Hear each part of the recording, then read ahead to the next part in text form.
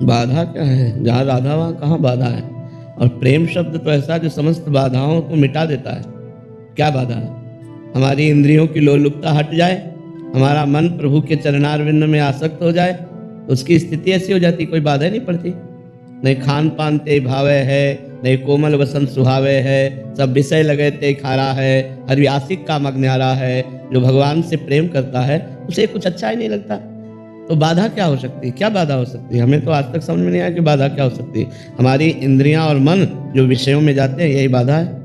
और प्रेमी का मन जाता ही नहीं है। और जिसे प्रेम प्राप्त करना है उसे इतना दृढ़ होना पड़ेगा कि हमें परिवार की ममता भगवान के चरणों में समर्पित करनी होगी, हमें रुपये के द्वारा प्राप्त होने वाले सुखों का त्याग करना होगा, हमें इंद्रियों के भोगों से मन को हटाकर प्रिया प्रीतम के चरणारविंद में लगाना होगा। इसी के लिए नाम कीर्तन, नाम जप, भगवत कथा, साधु संग, ये सब अनुष्ठान किए जाते हैं। तो बाधा क्या हो सकती है? बताइए, क्या बाधा हो सकती है?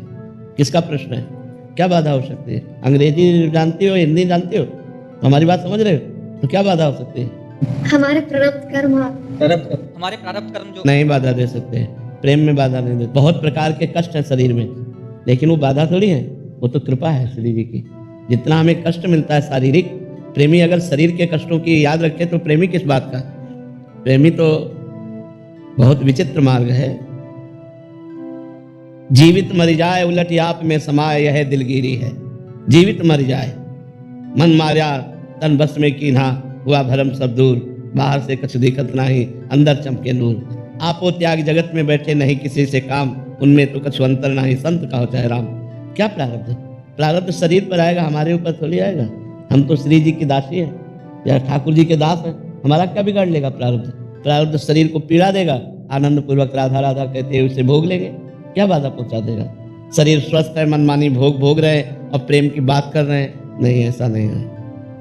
जब भीषण विपदा में भी राधा राधा राधा राधा, भीषण पीड़ा में भी राधा राधा राधा, तब प्रेम का मार्ग है। प्रेम का जो मार्ग है वो थोड़ा कठिन है। भगवान से प्रेम करना, श्री कृष्ण से प्रेम करना कठिन है। प्रेम के पंथ में जिंदा नहीं चला जाता, मर के चला जाता है। समस्त वासनाओं को मार करके, समस्त इच्छाओं का त्याग करके, हर कष्ट को सहते हुए तब प्रेम मार्ग में चला जाता है। तब श्री कृष्ण अपने आप को अपने भक्त के अधीन कर देते हैं। प्रेमाधीन भगवान का नाम है ना, समझ रहे हो हमारी बातें? हाँ, तब भगवान को प्राप्त किया जा सकता है, कोई बाधा नहीं। जहाँ राधा वहाँ क्या बाधा? जी, जो साधक के जीवन में विक्षेप आते हैं, काम, क्रोध, लोभ, मोह, मत्सर, इससे विचलित हो जाता है। ये भगवान के हम आश्रित हैं। मन में काम आ रहा है, इंद्रियों में काम आ रहा है, हम में काम नहीं आ रहा। हम उसके साक्षी हैं, उसके भोक्ता नहीं है। थोड़ा शास्त्र स्वाध्याय करो, थोड़ा सत्संग करो तो ज्ञान प्राप्त हो, तभी इन बाधाओं से हम दूर हो सकते हैं। नहीं तो बार बार काम, क्रोध आदि के विक्षेप, और उनसे बचो। जैसे स्त्री शरीर है तो पुरुष शरीर के संयोग से बचो, पुरुष शरीर है तो स्त्री संयोग के सानिध्य से बचो। एक दूसरे से बचकर ब्रह्मचर्य धारण करते हुए आगे चलो। यदि गृहस्थ में हो तो अपने पति अपनी पत्नी से ही केवल मतलब रखो, इधर उधर दृष्टि मत रखो, तो भजन बढ़िया बन जाएगा। विक्षेप तब पड़ता है जब भजन नहीं होता। विक्षेप तब पड़ता है जब दृढ़ भगवद आश्रय नहीं होता। विक्षेप तब पड़ता है जब भगवान पर दृढ़ विश्वास नहीं होता। नहीं, ये सब तूफान है, भगवान पहाड़ है।